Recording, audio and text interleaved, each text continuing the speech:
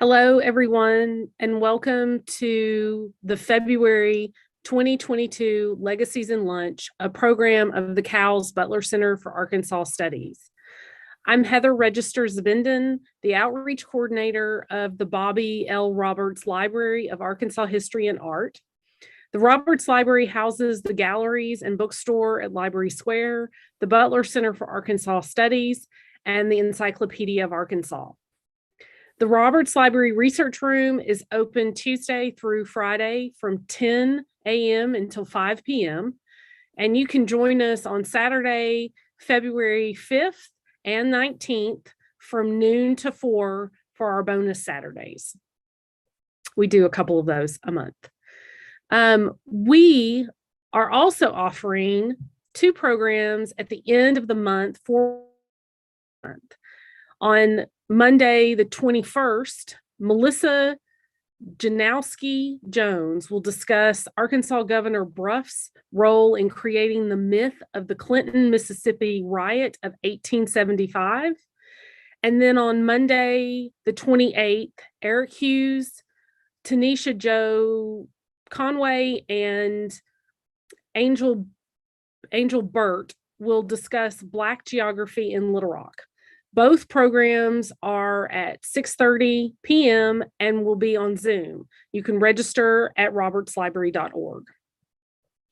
This program is being live streamed on YouTube. It worked this month and will be available to view on the Cowles YouTube channel immediately following the program.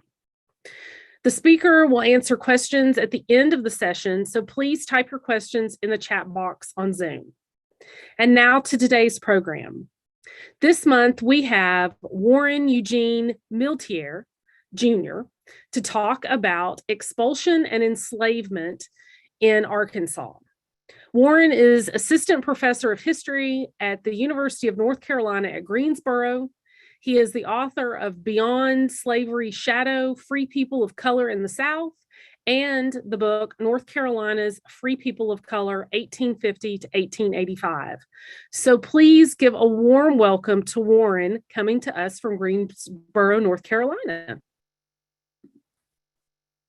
Thank you for that kind introduction. I appreciate the opportunity to speak with you all today and tell you a little bit about my research on free people of color.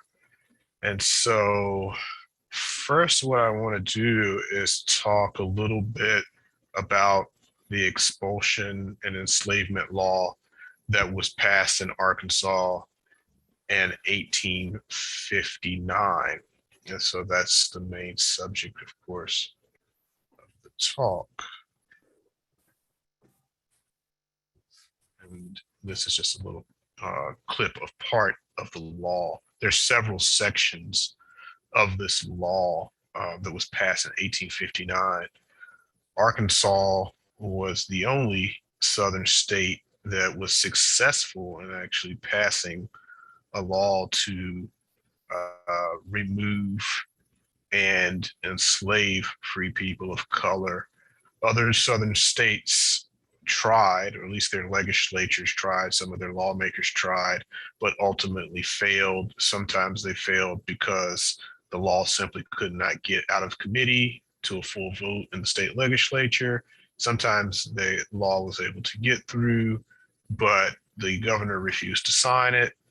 But in Arkansas, none of those were the case, and the law was successfully passed. So what I want to do is just read a couple of sections from the law to give you a sense of what it says and how it operates. So first, the beginning of the law, section 1, which you can see on the screen, says, being enacted by the General Assembly of the state of Arkansas, that no free Negro or mulatto shall be permitted to reside within the limits of the state after the first day of January, AD 1860. So that's approximately a year, a little bit less from the time that the law is enacted. The second part of the law says, be it further enacted that if any free Negro or mulatto over the age of 21 years shall be found within the limits of the state after the first day of January, AD 1860, it shall be the duty of the sheriffs of the several counties to arrest without any warrant such free Negro or mulatto, and after giving 20 days notice at 5 of the most public places in the county, shall hire him out at public outcry at the courthouse door to the highest bidder for the term of 12 months.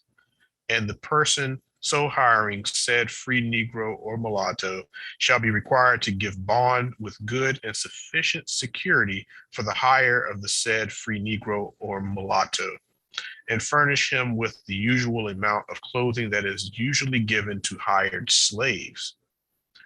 That the proceeds arising from the hire of the said free Negro or mulatto shall be paid to said sheriff quarterly in advance, and which shall be paid to said free Negro or mulatto by the sheriff when the time expires for which he was hired, with instructions by the sheriff to leave the state within 30 days, provided that the free Negro or mulatto so hired shall be taken and held for the time he is hired out, as slaves are now held. If at the expiration of 30 days, any of the aforementioned free Negroes or mulattoes are found within the state, he or she shall be arrested by the sheriff and dealt with in accordance with the 3rd and 4th sections of this act. So basically, the 2nd section is highlighting what would happen to a free person of color if that person failed to leave by January 1860. They're supposed to be put into this temporary servitude. And the 3rd section of the law explains what happens if, after being in servitude for a year, this free person of color, or free Negro or mulatto, as the text uses, fails to leave the state. And so in the 3rd section, the law says that be it further enacted that it shall be the duty of such sheriffs to report to the prosecuting attorney at the first term of the circuit court of this county, after arresting any free Negro or mulatto under provisions of the last clause of 2nd section of this act, the names of such free Negro or mulatto. It shall be the duty of the prosecuting attorney to make presentment against said free Negro or mulatto forthwith to the circuit court, and upon such presentment, it shall be the duty of the court to immediately impanel a jury to try such free Negro or mulatto, and if the jury find a verdict against said free Negro or mulatto, the court shall render judgment against him or her that he or she shall be sold at public auction to the highest bidder. So this is the part of the law where if the free person of color fails to leave after 1860 and then fails to leave again after a year of servitude, then that person is to be tried, and if they are convicted, they will be permanently enslaved. And the rest of the law goes through different possibilities that may come up if a person is enslaved. So for instance, if a free woman of color ends up being enslaved, it details what would happen to that free woman of color's children, because of course in the Old South, freedom is traced through the mother. So traditionally, a person would be free if that person's mother was free, regardless of how they're categorized racially. But this law is creating a situation where somebody who was once free may become enslaved. And so they therefore need to clarify what is going to happen. And so basically the law sets a period of servitude or apprenticeship for the children of these people who are being enslaved. And then if those children don't leave by age 21, then they too can be permanently enslaved in the state. And so what we see happen is that free people of color learn about this law, and a significant percentage of Arkansas's free people of color leave the state. There's evidence that they went to places such as Kansas Territory, Ohio, and other parts of the North, trying to preserve their freedom. and stay away from the possible outcomes of the 1859 law. So just to give you some background of where Arkansas fits within the larger South when it comes to population, I've provided you with this table that you can see on the screen, and it gives the populations of all the southern states and Indian Territory. And you can see in 1860 that Arkansas had the smallest population of free people of color in the region. And of course, by 1860, part of the reason that Arkansas is so far at the bottom is because of the Expulsion Law. In the previous census, which was taken in 1850, slightly more than 600 free people of color lived in Arkansas. So Arkansas's population of free people of color was never large, but we can see that this law clearly affected the way that people decided to operate, free people of color decided to operate, and most left the region. Just to provide you with a little bit more background, the areas of Arkansas that had the largest populations of free people of color tended to be in the northwest corner of the state, somewhat close to the border with Missouri. In 1850, the county with the largest population of free people of color was Marion County, and Marion County had slightly over 100 free people of color. However, after the passage of the 1859 law, and in 1860, we see that there are only 8 free people of color left in Marion County. In many parts of the state, there were no free people of color at all by 1860.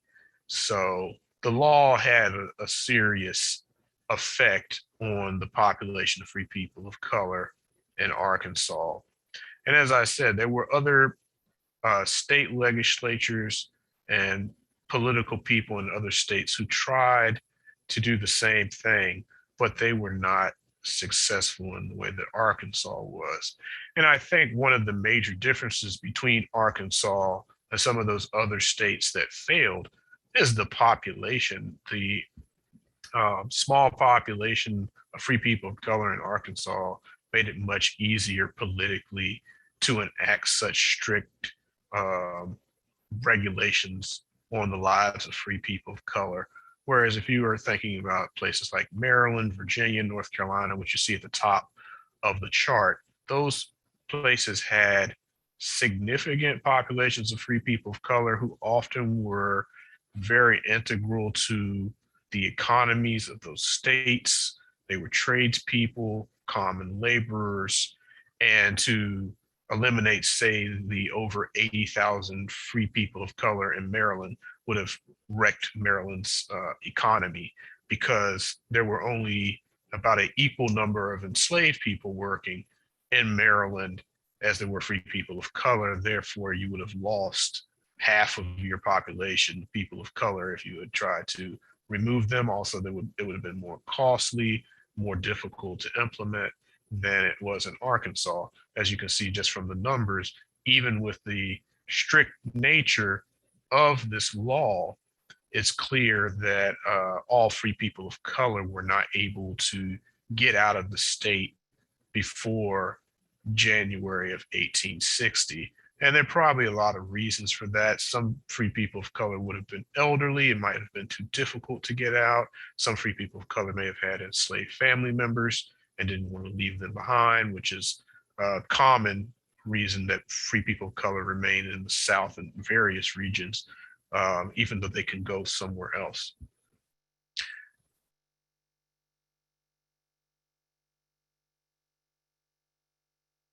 This chart is just a visual representation of those numbers that you saw in the previous slide. Now, you will probably notice that you can't actually see Arkansas in the chart. There's a little black slither that includes Arkansas and Texas and Indian Territory and other places that had very small populations of free people of color. So if you think about it, the effect of this law, when you're thinking about the larger population of free people of color in the South, is relatively limited, although it had a significant impact on the population of free people of color living specifically in Arkansas. Now, this law to expel and enslave free people of color in Arkansas was one of many laws passed from the colonial period into the 1860s dealing with the lives of free people of color. It was the culmination of generations of work on the part of people who supported white supremacy and enslavement in the South. These laws trying to restrict all different aspects of life for free people of color date back from the colonial period and continue to be passed, and often it became more and more extreme as we get closer and closer to the Civil War period. And obviously, Arkansas's Expulsion and Enslavement Law is among the most extreme laws that were passed dealing with free people of color. So what I want to do for the rest of the presentation is just to talk about what came before the expulsion law, to give you some sense of how Arkansas lawmakers by 1860 got to the place of passing an expulsion requirement for free people of color.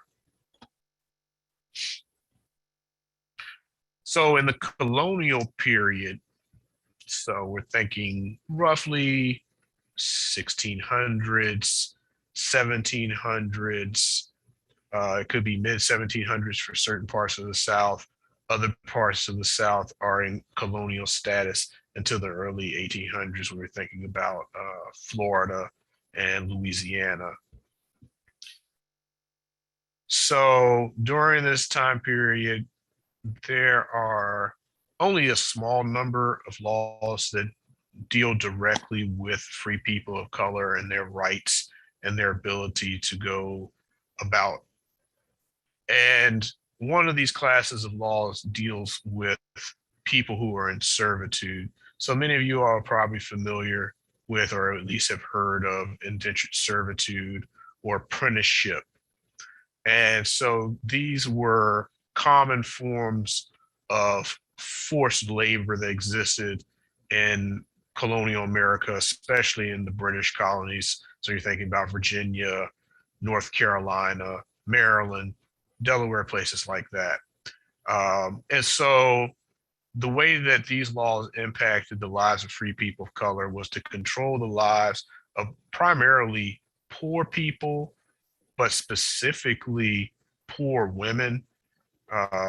There were several guidelines passed in these different colonies, not only requiring certain terms of servitude for free people of color, which could range anywhere from, say, 18 to 21 years, all the way up into 31 years of life, which in the colonial period, 31 years of life was a long time. Many people are not going to live several decades after being in 31 years of servitude. So what happens is you have rules controlling how long people have to stay in servitude, but these laws also control the behavior of people who are in servitude, specifically free people of color or their ancestors. And so what happens is many free people of color, especially in this colonial period, are descended from free women. Some of these free women were white, some of them were Native American, some of them were people of color who had become free in earlier generations through a process of manumission. And manumission is just the process in which an enslaved person becomes a free person, legal process. And so what would happen, these people would end up in servitude and be under these guidelines saying that they can't be married until they finish their periods of servitude, and they have to obey their masters, quote unquote masters. And so what happens is that many women, of course, they're living in a time when birth control is not very good, and they end up having children while they're in servitude, which is against the rules of their servitude, and they're punished as a result. And that punishment would include potentially extra time in servitude, as well as making their children servants of their masters. And so you see the development of multiple generations of families being trapped in servitude because of these laws. Also, in the colonial period, we see the development of discriminatory taxation against free people of color. And these discriminatory taxes are taxes that are often uh, levied either specifically on people who are described as Negroes, Mulattoes, Mustees, Indians, etc., or they are levied on the wives of such people. Because in this time period, and most colonies, there are no taxes on free women. Taxes on the heads of women only happen in the case of enslaved people. But these discriminatory laws that pop up in places like Virginia and North Carolina require that uh, taxes be levied on free women of color, the wives and daughters of free men of color. And so as a result, that's putting families that are often already in a complex situation financially in a more problematic situation because they're now having to pay taxes that other people in their communities don't pay. And there are actually some protest movements that break out in colonial Virginia and North Carolina against these discriminatory taxes. Discriminatory taxes continue to be a problem for free people of color in various parts of the South throughout the colonial period, but also into the national period. So we're talking about the late 1700s into the 1800s, the Civil War period. Manumission restrictions are also targeted at free people of color. So some colonies, especially colonies under British rule, create restrictions either prohibiting manumission, so enslaved people becoming free people is prohibited, or there is some kind of difficult process that you need to go through in order to make an enslaved person a free person. So you would need to get permission from the colonial assembly or something of that nature. There are also guidelines that require free people who are freed through the process of manumission to leave the colony in which they're freed upon gaining that freedom. And so you can see that the roots of the idea of expelling free people of color are deep in the colonial period, that that idea is not new in 1859 when the state of Arkansas implements its law against free people of color. And there is a constant movement throughout the period in which I discuss in my research to limit the movements of free people of color into states or colonies, and also to try to keep those free people of color who are in those states or colonies from leaving the state or colony and coming back.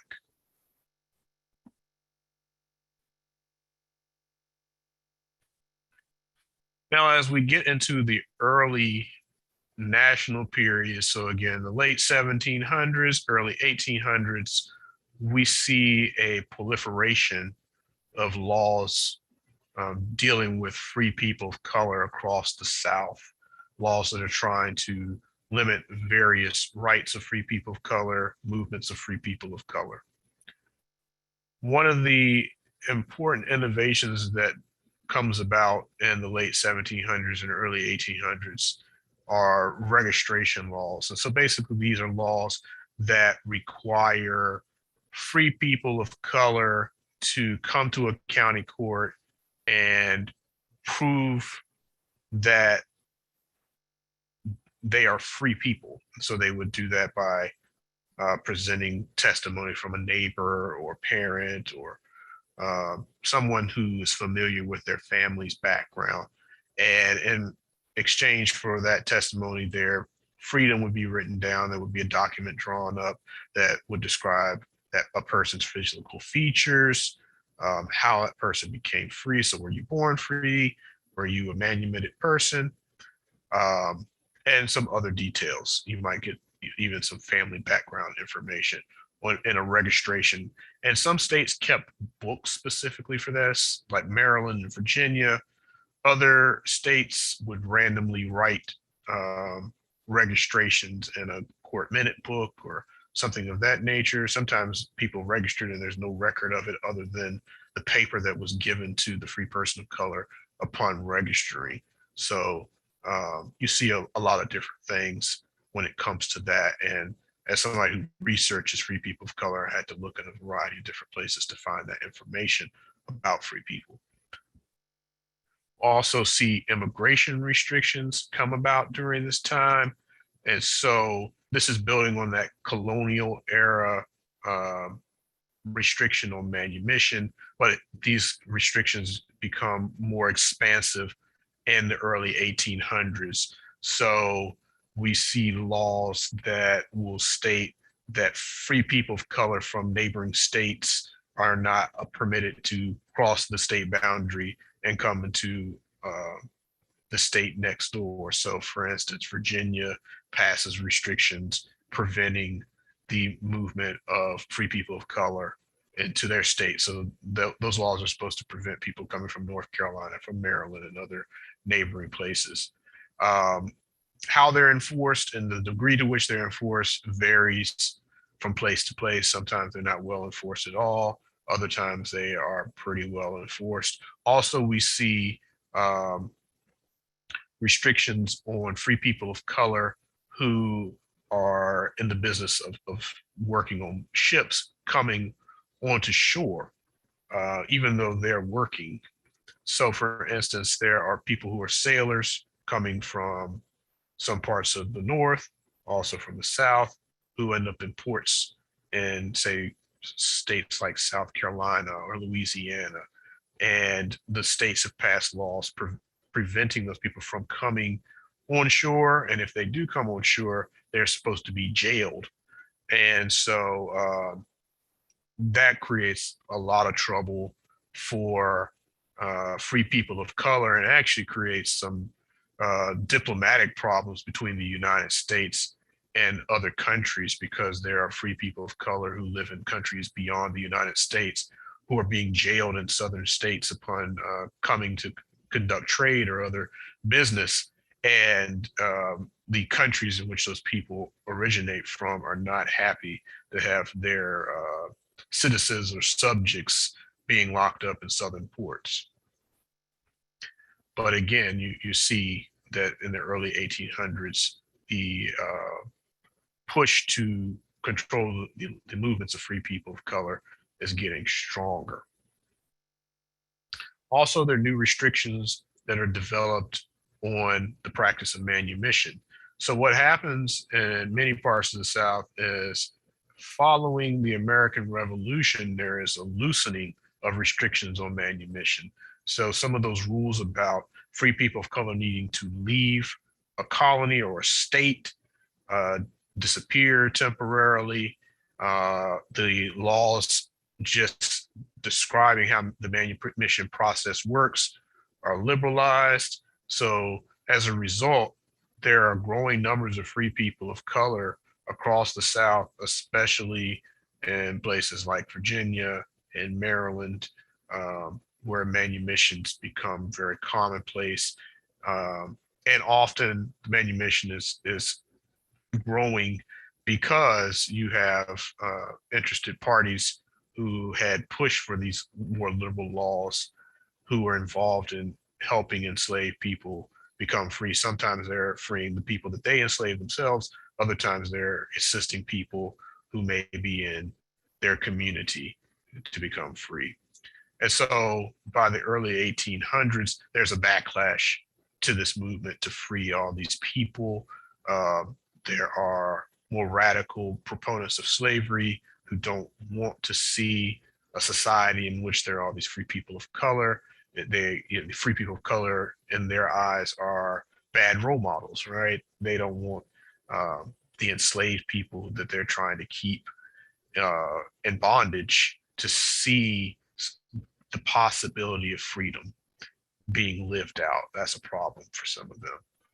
So by the early 1800s, we see the tide turning and manumission restrictions are coming in. Some states will require that people who are manumitted leave the state again. So that idea comes about. Other states will eventually shut off manumission altogether and call for the end of free people of color being able to operate or to come to exist, basically, or for their populations to grow in the South. Also, in the early national period, we see the development of localized segregation. So most segregation is not coming from the state level as far as lawmakers forcing segregation on private businesses or on churches and other places where people congregate. Instead, a lot of that is taking place either at the local level, where maybe a city council implements that kind of law, or it's happening within a church. So churches will create segregation within their church buildings, and then will set a specific area for the enslaved people and free people of color, and then there will be another area for white people. You will see segregation pop up, especially in more urban areas. Say Charleston, South Carolina was a place that had a pretty early process of segregating people in public spaces, such as theaters and things like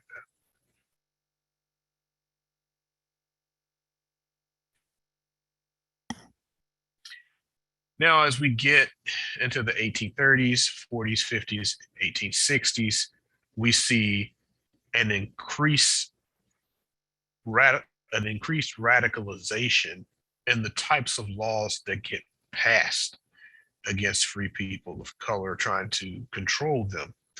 And some of these ideas, again, are not new by the time we're getting to the 1830s or 1860s, but the politics in the South has changed. As we know, we're creeping closer to the Civil War. And of course, the core issue of the Civil War is the issue of slavery. And that issue is not just dividing the country, but it is creating an atmosphere in which it is easier for radical ideas targeting free people of color to be implemented. There's also a movement at the same time by people who we could describe as the early origins of organized labor in the South. And so these are groups of white people who have decided that they don't want competition from free people of color and even enslaved people in certain cases, which is interesting because that doesn't fit well with people who are proponents of slavery at all. But they too are pushing against free people of color's rights and privileges. And so the combination of these extremists who support slavery and the people who support white supremacy ultimately create an environment where it's more difficult for free people of color to find legal protection. One of the types of laws that we see popping up across the South during this period, immediately before the Civil War, are laws supporting the American Colonization Society and the larger colonization movement. So colonization is a movement designed to take free people of color who reside in the United States and remove them to other parts of the world. Some areas that receive people who are being colonized include Africa, especially the colony of Liberia, and also parts of the Caribbean. Those are major destinations for the colonization movement's proponents. And colonization is supported by some of the most important in the people in the country, their former presidents who support colonization, members of Congress who support colonization. And so as time goes on, colonization becomes uh, more popular. It kind of wanes. So it starts off in the 18 teens, its popularity falls off for a while, and then its popularity strengthens as we see these calls to end competition for free people of color or remove them altogether. And so this is more of the, I guess, nice way to remove free people of color versus what we see happen in 1859 in Arkansas. We'll create a situation where we'll raise money for free people of color to leave. It'll be voluntary, but we're going to push as much as possible to get them out of here. Colonization ultimately is not very successful because it's very expensive. And free people of color tend not to want to leave their homes. Also, we see disfranchisement. So some southern states into the 1830s permitted free men of color to vote if they could meet property qualifications. Two of those states were North Carolina and Tennessee. And so in the 1830s, we see a movement to finally take away their rights to vote. And so by 1835, there are no southern states that allow free people of color to vote. Also, there are laws passed throughout the South um,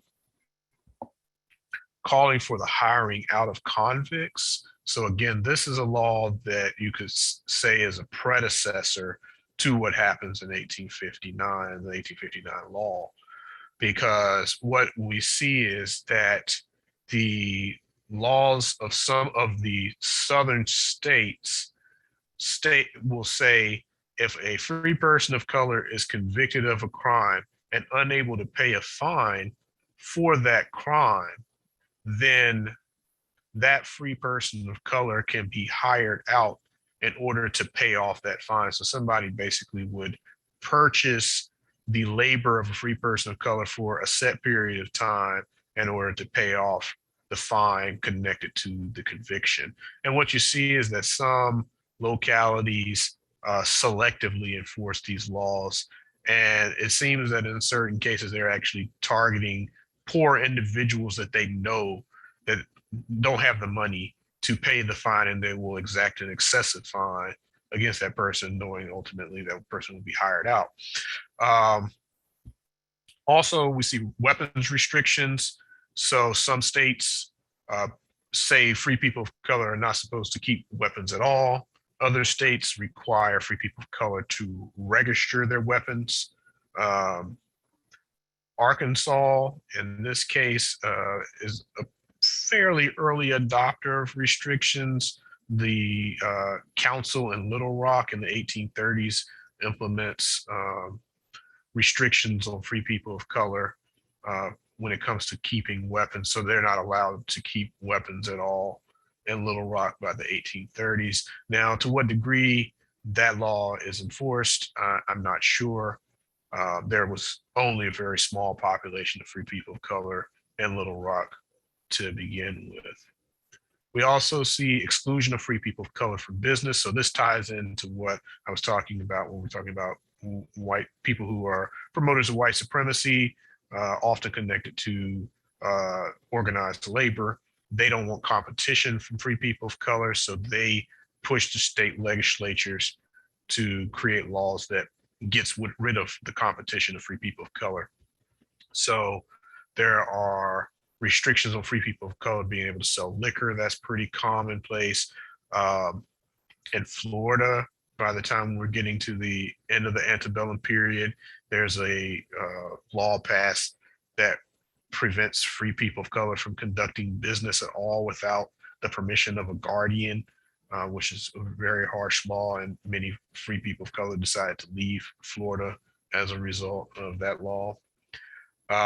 We also see, again, harsher immigration restrictions in the South, and that could include being forced into terms of servitude if you fail to leave a state. So again, this is something else that is interconnected with what happens in 1859 in the Arkansas legislature. And then, of course, we have enslavement laws. Now, although Arkansas was the only state to pass a robust law requiring the enslavement of free people of color, there were other states that tried, and some states ended up having to accept, or state lawmakers who were proposing this had to accept compromise versions of enslavement laws. So in, say, Virginia, the state legislature was able to enact a law that allowed enslavement for people convicted of crimes. So you couldn't just pick somebody up off the street like the Arkansas law suggests and put that person in servitude. The person had to commit some type of crime. Also, most southern states allowed free people of color to volunteer to be enslaved. And so we see a few petitions here and there in different parts of the South where free people of color will volunteer to be enslaved. And usually that voluntary enslavement is connected to a free person of color who has been manumitted and is supposed to leave the state upon manumission. And those people fail to leave the state. Sometimes they fail because, again, they don't want to leave their family members behind. They may have family members who were enslaved, and they've decided that they want to remain near those family members versus leaving the state and enjoying whatever freedom they have without their families. And so what you'll see people do who volunteer is they will pick an individual that they want to be their legal master and have documents created to create that slave master relationship. But very few people are taking that option, and most people are avoiding that at all costs.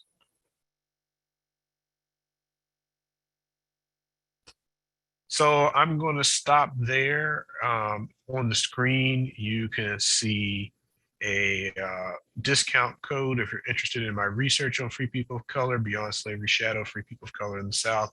UNC Press, which is at uncpress.org, is offering 40% off, and the code is 01DAH40.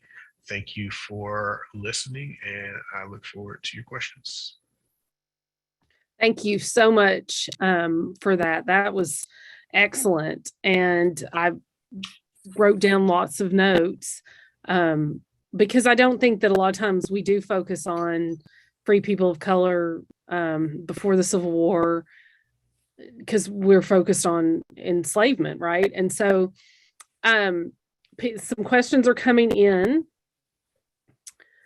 Let me start with someone asks, prior to the 1859 law, did Arkansas restrict immigration of free people of color or restrict restrictions from passing through Arkansas? Yes, I think they did have a restriction. I'm not sure of the date off the top of my head, but yeah, they did have some restrictions. And then here's a question. Do you know if free people of color were actually re-enslaved in Arkansas through the law? And I wondered if any and how many also. Right. Yeah, that part I have not been able to dig into. It doesn't seem that it was fully enforced. I know that much, but to what degree that happened, especially once we get into the Civil War period, I'm not 100% sure, because what we do know is that, of course, there are people who are still showing up in the 1860 census who are listed as free. And there's actually one county that I looked at, Washington County, where the population of free people of color had grown from 1850 to 1860. Now, what's going on there, I think is, a project somebody else needs to look into to figure out why are these people staying there. It may be that the law is not being enforced, or they're enjoying some kind of lower sense of freedom. I don't know. And Yeah. like I said, we'll have to find out one day. Well, that's interesting. And maybe there's somebody watching that's going to go, oh, I'll go figure that out. Because, yeah, I mean, you said in 1850, there were 600 plus free people of color in Arkansas. And then in 1850, there were 600 people. By 1860, there were 144. And I wonder how many of those, how many of those folks left, and how many of those folks are getting, arrested and enslaved. So, yeah, right. So somebody needs to get on that. Right. Because I just wanted to say, yeah, because technically the enslavement wouldn't have kicked in until 1861. Mm-hmm. They'd have to go through the whole court trial and all of that. They would just be hired out that first year. So what that looks like, you'd have to go through court minutes and things like that, trying to recover that information. And of course, there's so few people, it's like finding a needle in a haystack in a sense. Yeah. I wonder if they really followed the law and did the trial, though. Like, I can see the law being on the books, but it's just, why have a trial, right? Right. Right. And especially, this is going on in the middle of the Civil War. A lot of things change once the Civil War happens. Courts are not operating like they normally did before the war. People have other things to worry about.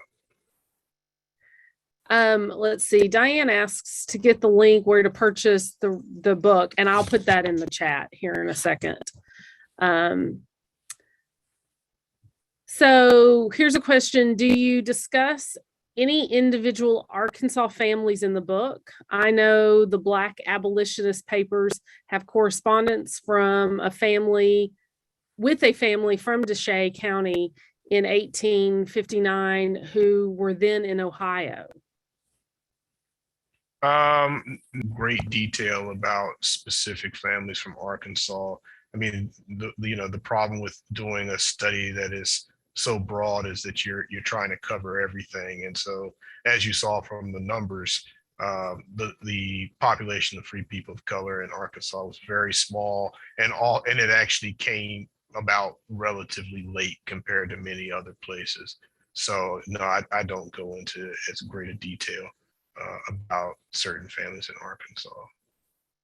And you said a minute ago about the needle in the haystack. I mean, you mentioned in your talk about the research, and some states have have like dedicated books to this, dedicated ledgers to, so that's nice. That makes it easy.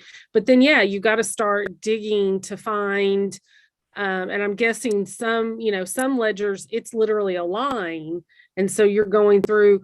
Talk a bit about your research process and how you were finding all of these, and do any of the papers, the actual document that said that this and not necessarily just for Arkansas, but, the papers, because I'm guessing people carried the papers on their person all the time, because if you got stopped, you were expected to produce that paper. So right. Do any of those exist? Yes. So, the papers do exist. If there's a register book, some places still have those. There are also some families that I've encountered that have their ancestors' papers, which tells you how valuable these papers were to people, that they were passed down for generation after generation until the current moment. And as far as just doing the research and finding information about free people of color, yeah, in many cases this is a situation where you're finding a sentence here, a notation there, and a volume. Court minute books for many places around the South might be on average 500 pages long, and you're looking at a time period from the 1600s into the 1860s.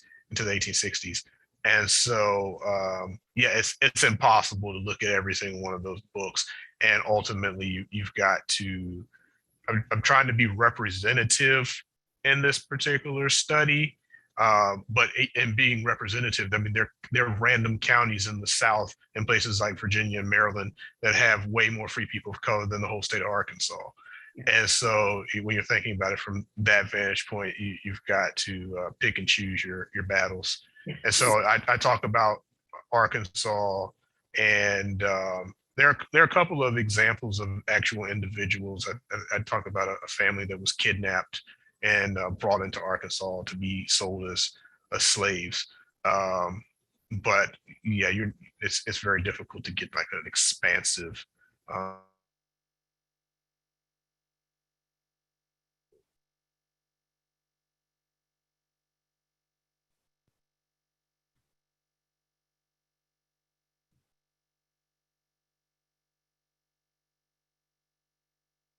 Did we lose you?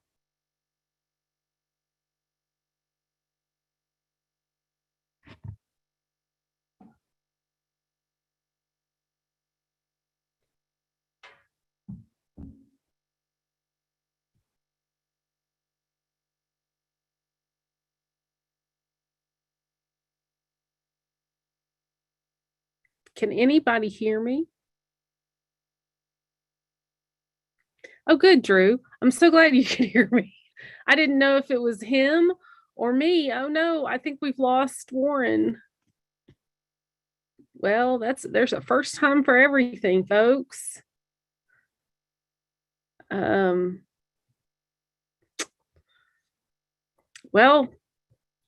it's been almost 2 years and I've lost my first guest.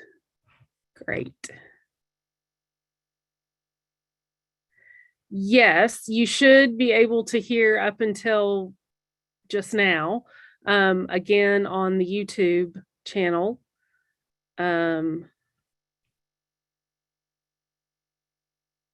Sorry, folks. I'm going to give him a minute and maybe he can come back. He may have lost his internet. You never know, right? With technology. Yes. You should, Valencia, you should be able to go onto the YouTube channel right now and rewatch up until this point. And getting an autographed copy of the book, I'm not sure. My guess would be that a local bookstore in Greensboro, North Carolina would have signed copies if he's done a signing. I will find out and I will make a note to email you.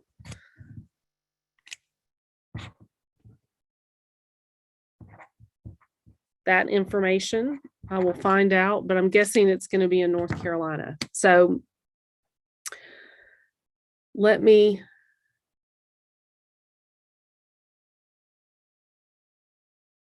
Okay. So Nate Coulter says, let's have Mark, Chris, tell us whether the quality of the General Assembly in 1859 varies from the current one. If I could get Mark on camera at this moment, I would be more than happy to let him talk about that. I'm not going to comment on that. So Mark says no comment as well. So thank you. Thanks all y'all for helping me fill the space, fill the dead time. I usually can talk to a wall, so this is good. I'm guessing that something happened on Warren's end and he was not able to join us again. So I'm gonna call, yeah, I'm like live radio, live TV. I'm gonna call it for today. Thank you everyone for joining us. Next month, we are gonna have Sonia Tuji from UCA talk about Arkansas women before 1803. And please join us later in the month on the 21st and the 28th at 6:30 for our Black History Month programming. I think those are both going to be really interesting programs about the Clinton, Mississippi. Oh, here he comes. Yay. He's back, y'all. Hello. Okay, you're muted. Hang on, let me. Okay. Try it now. All right. I think I died out. My internet died. Well, and I was saying while you were gone, it's the first time in 2 years I've lost somebody. That's the first time it happened to me. Okay, so good. Yeah, because and for a minute I thought, like, am I cut out or you cut out? So we've been I had help filling some dead air time, which we will cut out of the YouTube video. But let's get to some of these questions real quick because there were some really good ones. Let's see. Okay. One of the questions was, people are wondering if they can get a signed copy of your book. Is there a bookstore in Greensboro that they can contact, or if they want a signed copy, actually, there's another county here in North Carolina, Orange County. They have a visitor center, and they have several signed copies of my book, and I believe you can buy them directly from them online, so you don't have to call or anything. Okay. So the Orange County, North Carolina Visitor Center. Yes. Let's put that in the chat, and I will look that up in just a minute while you're answering a question. Okay, let me scroll back up. So we had a question about, do you know about the return rate during and following the war in Arkansas? So I'm guessing they mean the return rate of free people of color coming back into the state after the Civil War. Right. Yeah, I wish I did. I don't have that information. Again, that would be a quite extensive project to try to trace those people and find out where they went and when they came back. I would imagine many of them probably didn't, but I wouldn't be surprised if there were those people who did decide to come back for one reason or another. Yeah. And here's a question. Are there publications that show registries of free people of color in Arkansas and or Louisiana, similar to what Dorothy S. Provine, I think, showing manumissions and registrations? I think there is a somewhat similar volume for New Orleans because they had a somewhat similar type of registration system there. So I know that's been published. I don't have the name of it off the top of my head, but I know that exists. As far as Arkansas, I haven't seen anything. Okay, I found the Orange County Visitor Center. I think this is the right link, everybody. Okay.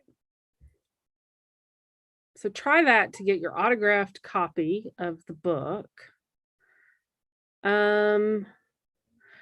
Would authorities board the vessels docked in port and arrest the free persons off?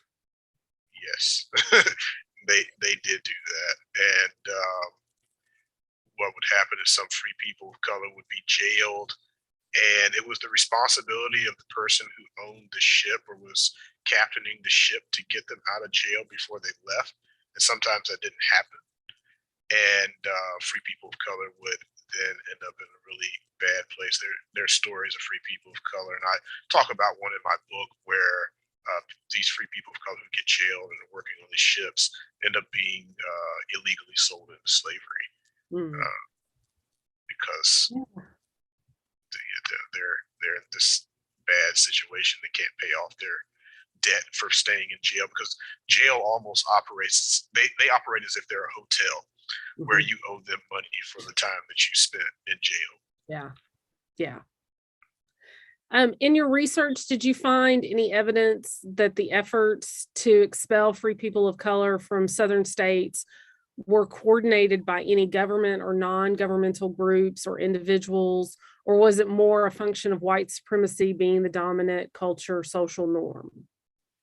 Yeah, I mean, there are clearly certain constituencies that are pushing for this. Like I said, this organized labor movement that's coming about in the late 1850s composed of mostly white men, are very much, I think, active in trying to create laws to remove free people of color and just make their lives more difficult, especially when it comes to their economic lives, because they're concerned with competition. And I think in many ways their primary concern is actually competition from enslaved labor.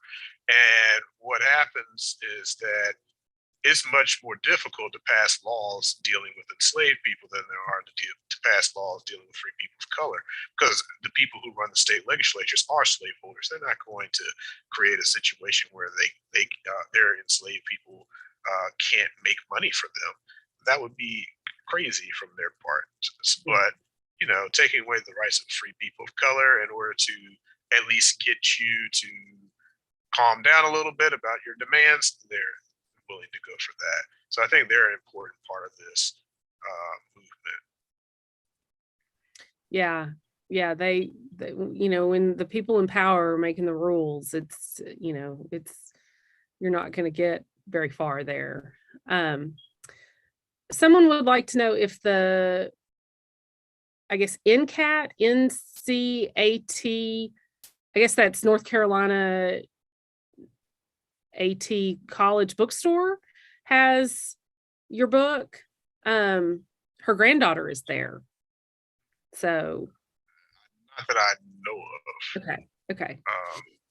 But yeah, I mean, the book is, if you don't go to uncpress.org and get the book, of course, it's carried at on Amazon, Barnes and Noble. You can either go to the hard, the actual physical store and order a copy, or you can go to your local bookstore and tell them that's what you want, and they can order a copy for you too. Well, thank you so much for doing this for us. Thanks for coming back after the technical difficulty. I appreciate that, because there were some great questions there at the end. So again, y'all, you can get the book from your local bookseller, your online bookseller, and obviously you can get signed copies from the Orange County, North Carolina Visitor Center. Next month, on March 2nd at noon, we will have Sonia Tuji from UCA talking about Arkansas women before 1803. So that should be very, very interesting. Warren, thank you again for doing this. This was great. Y'all get his book. You're doing work that should have been done a long time ago. So we appreciate it. Thank you so much. Everybody have a good day.